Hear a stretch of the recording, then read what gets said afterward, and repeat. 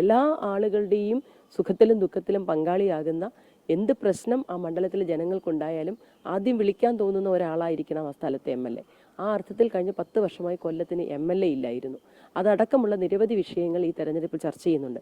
ഞാൻ അടക്കമുള്ള വീട്ടമ്മമാർ, കേരളത്തിലെ വീട്ടമ്മമാർ, രാജ്യത്തെ വീട്ടമ്മമാർ വിലക്കയറ്റം കൊണ്ട് പൊറുതിമുട്ടുകയാണ്. അതുപോലെ തന്നെ ക്രമസമാധാനം കേരളത്തിൽ അമ്പയെ തകർന്നിരിക്കുന്നു. മയക്കുമരുന്ന് മാഫിയയിലെ പിടിയിൽ കേരളത്തെ ആക്കിയിരിക്കുന്നു, അതിൻ്റെ ഒരു ഹബ്ബാക്കി മാറ്റിയിരിക്കുന്നു.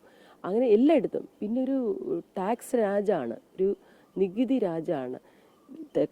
ഇലക്ട്രിസിറ്റി ചാർജ് എത്ര തവണ ഈ സർക്കാർ കൂട്ടിയിരിക്കുന്നു? ഒരു ഉത്തരവിലൂടെ 2 തവണ ഇലക്ട്രിസിറ്റി ചാർജ് കൂട്ടുന്നതൊക്കെ ലോക അത്ഭുതങ്ങളിൽ ഒന്നാക്കണം. അതും കേരളത്തിൽ സംഭവിക്കുന്നു. വെള്ളക്കരം കൂട്ടി, കെട്ടിട നികുതി കൂട്ടി, അടച്ചിട്ടിരിക്കുന്ന കെട്ടിടത്തിനൊരു നികുതിയാക്കി, ലൈസൻസ് ഫീസ് എല്ലാത്തിനും കൂട്ടി. ഈ കൊല്ലം എന്ന് പറയുന്ന തീരദേശ മത്സ്യത്തൊഴിലാളികൾ ഏറെ തിങ്ങിപ്പാർക്കുന്ന സ്ഥലമാണ്. ഇവിടെ ആ പാവപ്പെട്ടവരുടെ എല്ലാ സബ്സിഡിയും എടുത്തു കളഞ്ഞു.